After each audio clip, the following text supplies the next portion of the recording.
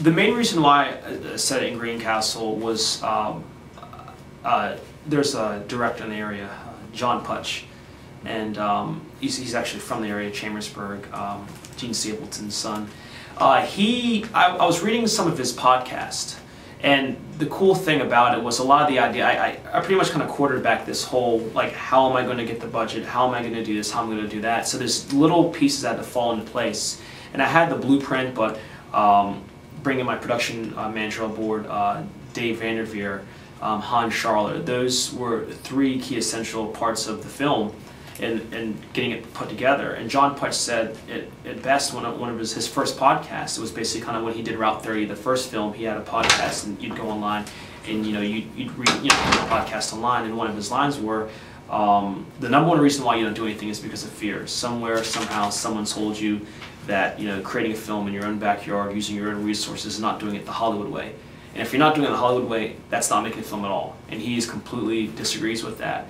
And I'm like, you know what, I like this guy a lot, so I started reading as much as I could on him and reading his podcasts, and they were very informative. And you can shoot films like on a smaller budget and still get the production quality where someone watches it and they don't look at this and say, hey, this looks like it was shot in your mom's basement, something like that.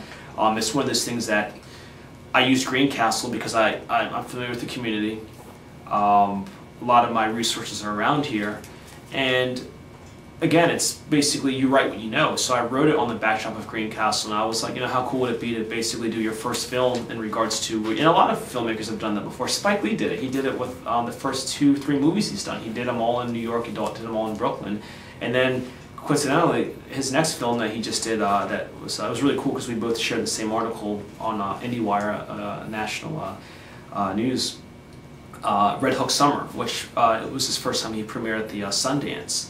And he's going back to Brooklyn. He shot it all in Brooklyn, where he grew up, right down the street. So it shows you. I think there's a common law with a lot of filmmakers where you're going to write what you know. You're going to write about if you love it, if you hate it. You'll write what you know. And you don't always write what you're most comfortable with, but you write what you know. And I knew I was just figured I could shoot here and use the background. And when people when we were screening in other cities, people were just saying, well, that's a great location. Oh, how'd you get that location? And these are people from LA asking that question. So that's a good feeling. The mission complete in that case. And it's giving a lot more people motivation in regards to, I don't want to be the only filmmaker, and there's other filmmakers that have inspired me.